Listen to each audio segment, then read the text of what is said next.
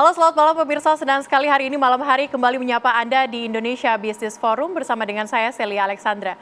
Pemirsa, awal tahun 2025 ini kita dikejutkan dengan beragam sekali kebijakan dari pemerintah. Kali ini yang menjadi sorotan adalah efisiensi anggaran yang dilakukan kepada kementerian dan juga lembaga sebesar 306 triliun rupiah. Kemudian yang akan menjadi pembahasan kita pada malam hari ini pemirsa, apakah dampaknya dari hal ini? Karena kita ketahui Presiden Prabowo Subianto ini menegaskan bahwa uang sebesar 306 triliun tersebut akan dialihkan kepada program prioritas yakni makan bergizi gratis. Sebesar apa dan sejauh apa dampaknya kepada perekonomian dan juga pertumbuhan ekonomi kita akan bahas di Indonesia Business Forum dengan sejumlah narasumber kita pada malam hari ini pemirsa. Sudah hadir bersama dengan kita di studio ada Dede Prayudi, Jubir Kantor Komunikasi Presiden. Selamat malam. Selamat malam. Selamat malam Mbak Uki, apa kabar? Baik ya? Kabar baik. Oke. Terima kasih sudah hadir juga bersama dengan kita melalui Zoom yakni Pak Wihadi Wiyanto, Wakil Ketua Badan Anggaran DPR RI. Selamat malam Pak Wihadi. Baik, nanti akan hadir bersama dengan kita melalui Zoom. Kita akan sapa terlebih dahulu ada Prof. Telisa Aulia Felianti, Guru Besar Fakultas Ekonomi Bisnis Universitas Indonesia. Selamat malam. Baik, kemudian juga hadir Ibu Afiliadi, Wakil Ketua Umum Kadin Indonesia. Selamat malam Bu. Selamat malam. Dan terus serta juga hadir bersama dengan kita pada malam hari ini pemirsa, yakni Ketua Umum Perhimpunan Hotel dan Restoran Seluruh Indonesia, Pak Haryadi Sukamdani. Selamat malam Pak. Selamat malam. Baik, sebelum kita masuk kepada topik kita yang menarik pada malam hari ini, pemirsa kita saksikan informasi berikut untuk Anda.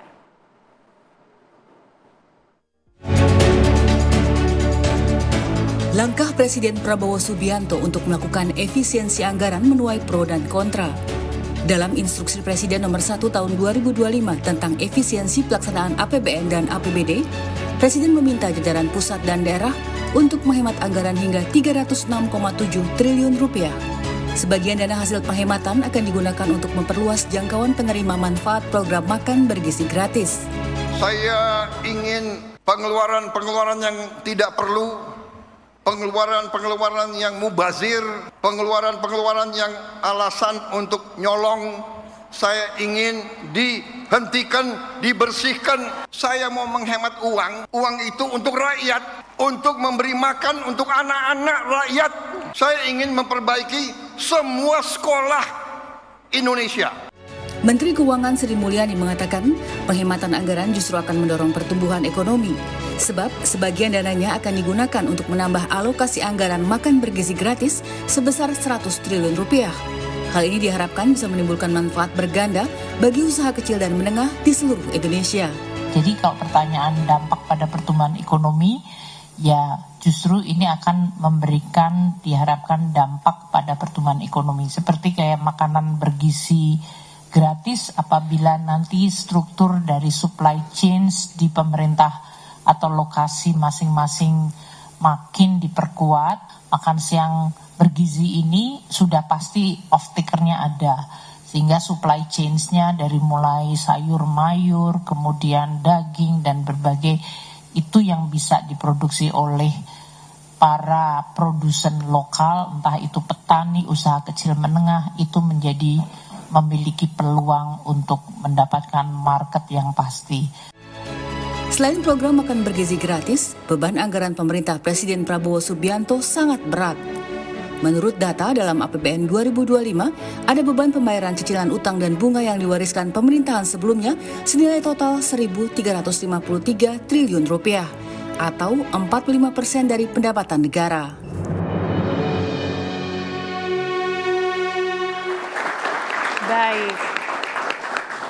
Baik, kalau kita lihat bersama pemirsa memang program prioritas dari Presiden Prabowo ini bagus sekali, khususnya untuk program makan bergizi gratis. Tapi yang menjadi perhatian kita pada malam hari ini adalah APBN kita nih Bang Uki.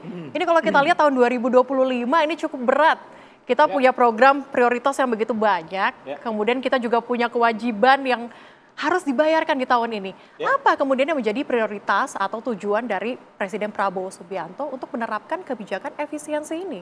Ya, ini kan sebenarnya berangkatnya itu dari Inpres nomor 1 tahun 2025 ya. Tentang efisiensi, tentang efisiensi anggaran ya. Jadi berbicara soal Inpres tersebut itu adalah komitmen Presiden Prabowo untuk dua hal. Yang pertama itu untuk melindungi uang rakyat dari penghambur-hamburan yang selama ini udah kita anggap biasa gitu. Nah, ini yang agak susah nih, membuka new habit, membuka new awareness. Jadi selama ini kita sudah anggap biasa, tapi sekarang nggak boleh lagi dianggap biasa. Dan yang kedua, untuk memastikan agar setiap rupiah uang rakyat itu harus terasa manfaatnya oleh rakyat itu sendiri. Yaitu ini poin keberpihakan. Jadi kalau misalnya saya ibaratkan sebuah tubuh ya, analogi ya. Jadi kalau tubuh itu saat ini kita sedang berusaha untuk mengurangi lemak-lemak yang tak jenuh itu. Lemak-lemak yang sedang tidak dibutuhkan oleh tubuh. Supaya pertama kita lebih sehat. Ya, dengan tubuh yang sehat kita bisa bergerak juga lebih gesit. Lebih cepat lagi. Kurang lebih seperti itu ya analoginya ya. Nah terkait dengan program prioritas Presiden Prabowo yang ada 17. Terkait dengan program hasil terbaik Presiden Prabowo yang ada 8. Itu betul semua. Dan itu adalah program pro rakyat. Itu program yang harus dirasakan manfaatnya oleh rakyat. Jadi tadi dikatakan di sini ya 100 triliun untuk makan bergizi gratis ya. Ini ya wacananya memang sudah ada. Wacana sudah ada tapi belum masuk ke dalam level rencana. Ya, tapi yang pasti memang untuk membiayai yang tadi 17 program prioritas dan 8 program hasil terbaik cepat. Tadi Presiden saya lihat ya di tayangan itu mengatakan saya ingin sekolah-sekolah anak-anak itu diperbaiki. Gitu. Begini, anggaran perjalanan dinas itu sebelum diefisiensikan itu 44 triliun rupiah. 44 triliun rupiah. Setelah kita potong 50%, maka kita berhasil menghemat berapa? 22 triliun rupiah. Pemerintah saat ini sedang ya mengupayakan, sudah menganggarkan komitmen terbesar ya sepanjang Republik ini berdiri untuk merenovasi sekolah yaitu sebesar 17 triliun rupiah. Artinya dengan anggaran segitu yang kita efisiensikan hanya dari perjalanan dinas saja, sekolah anak-anak kita itu udah bisa kita benerin. Mbak, saya harus buka beberapa data ya, ini data terakhir dari BPS ya. SD di Indonesia ada 148 ribu, 60%-nya berstatus rusak. Dari yang ringan, sedang, parah. Ya. SMP ada 42 ribu, 48%-nya berstatus rusak. SMA dan SMK ada 28 ribu dan 35%-nya berstatus rusak. Nah ketika saya bilang rusak, ini levelnya sampai anak-anak gak bisa ke toilet. Anak-anak harus menahan air kecil. Idealnya manusia itu, apalagi yang masih aktif ya, buang air kecil itu dalam 2 jam itu sekali. Ketika mereka harus di sekolah selama 7 jam misalnya ya, kalau SMA ya, menahan membuang air kecil apalagi yang siswi perempuan. Ini kan bisa meningkatkan risiko mereka kena infeksi kemih, misalnya seperti itu ya. Nah komitmen inilah yang kemudian disebutkan oleh Presiden Prabowo. Presiden Prabowo kalau mau gampang, kemarin itu undang-undang sudah mewajibkan kita untuk menaikkan PPN sebesar 1%. Kalau mau gampang ya, barang-barang konsumsi itu dinaikin aja. Toh kewajiban sudah diamanahkan oleh undang-undang. Barang konsumsi seperti misalnya odol, sampo, kopi dan lain-lain lah. Tapi kemudian Presiden memilih untuk tidak mau membebani rakyat. Sehingga yang dinaikkan itu hanya barang-barang mewah. Barang-barang yang sudah masuk ke dalam kategori barang-barang yang dikenakan PPNBM. Atau pajak penjualan atas barang mewah seperti kapal pesiar, ya, rumah di atas 30 miliar dan lain-lain. Dan air mineral yang kita nikmatin setiap hari, kopi yang kita minum setiap pagi, itu kan nggak dinaikin. Itu kan nggak dinaikin. Bahkan stimulus atas kenaikan PPN sebesar 1% yang hanya dikenakan untuk barang-barang mewah itu tetap dikucurkan. Kita bayar listrik tetap dapat diskon. Gitu. Nah inilah dia ya, Presiden tidak mau memilih jalan gampang. Yang dilakukan oleh Presiden apa? Kencangkan ikat pinggang ini.